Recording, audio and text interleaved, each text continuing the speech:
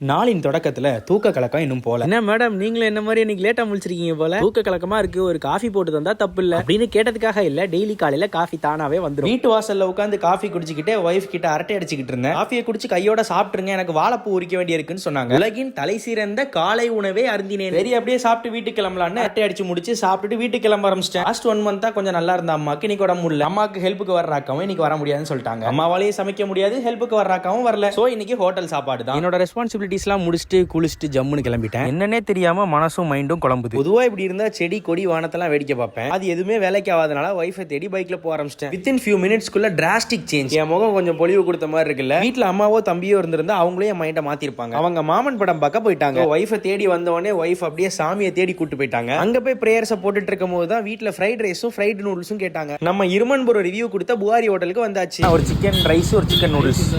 Rice இல்லையோ, noodles அப்புறம் 2 போட்டுலாமா? வாங்கி கொடுத்துட்டு அப்படியே கராத்தே கிட் படம் பார்த்தேன். சீக்வல் எடுக்கிறேன்னு சொதப்புற காலகட்டத்தில் 1.5 மணி நேரத்தில் கிறிஸ்ப் அண்ட் கிளியரா படத்தை முடிச்சிட்டாங்க. என்டர்டெய்னிங்கா இருந்துச்சு. நீங்களும் பார்க்கல அப்படின்னா டவுன்லோட் பண்ணி பாருங்க.